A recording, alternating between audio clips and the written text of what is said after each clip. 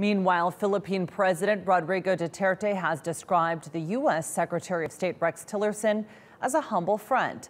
The pair were meeting at the ASEAN Summit in Manila. The pair discussed the Philippines' fight against Daesh-linked militants who the U.S. is considering launching airstrikes against. Any strikes would be expected to be conducted by drones and could be given the green light as soon as Tuesday.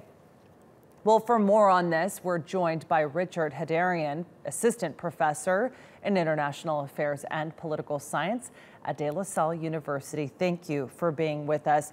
As I mentioned there, some of these reports indicate that these strikes would be carried out by unmanned drones. And we know, of course, that's been a bit controversial. They've done it in the Middle East, Afghanistan, Pakistan, but it's a bit controversial in the sense that they have a spotty record with contributing to civilian casualties. How would this work exactly?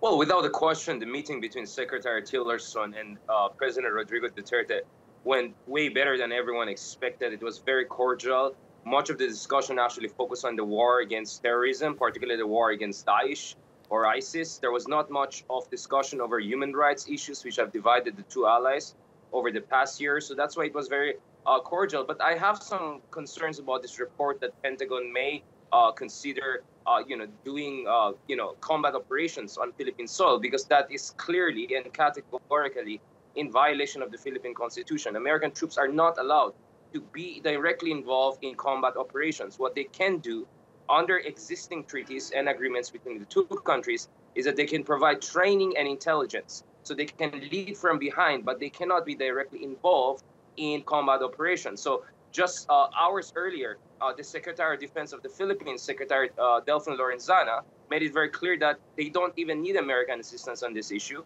And then, of course, the General of the Army Chief of Staff, General Anyo, who's the head of the Philippine Armed Forces, said that in order for that to happen, you have to have a new agreement, new covenant signed between the presidents of the two countries and has to be ratified by the Senate of the two countries. So the only way for the Philippine and the U.S. Mutual Defense Treaty to be applied is if the Philippines comes under invasion by another country. In this case, you are talking about non-state actors and most likely about terrorists rather than an all-out invasion of the Philippines. So I'm not really sure how exactly the Americans are going to do this or why they released or made that kind of report. Maybe they're trying to put pressure on the Philippines because the operation in Marawi is already in its third month and the Philippine Army is yet to wrest back control of the city. Well, that's just the thing, Richard. Richard, that's just the thing. I think they're talking about these unmanned drones, which wouldn't be necessarily putting boots on the ground, but these unmanned drones, though, which have been responsible for civilian casualties. The question is, what difference could that help in that assistance from the United States? What impact could that have in Philippines, particularly Marawi, as you mentioned there, which has really been fighting many of these Daesh-linked militants in that area? As I said, I mean, it doesn't matter whether it comes from an F-16 fighter, a stealth fighter, or an aircraft carrier, or it comes from a drone. So long as the Americans are involved in direct combat operation, that's a clear violation of the Philippine Constitution. So you'll need a new agreement for that. Right now, the Americans, together with the Australians, are providing real-time intelligence for the Philippine troops.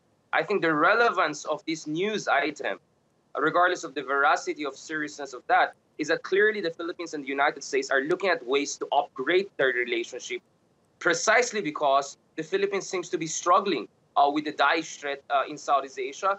And the U.S. is not the only country that is worried. A lot of countries across the region, even the Singaporeans, Malaysians, and Indonesians, are trying to give maximum help to the Philippines because the Philippines is now seen as a weakling in Southeast Asia. And if Daesh or ISIS wants to develop a caliphate or wilayat here in Southeast Asia, most likely they're zeroing on Mindanao. So I think that's the bigger picture to have to look at. It's the sense of urgency, if not desperation on the part of some countries to give maximum help to the Philippines in order to prevent the emergence of an ISIS wilayat.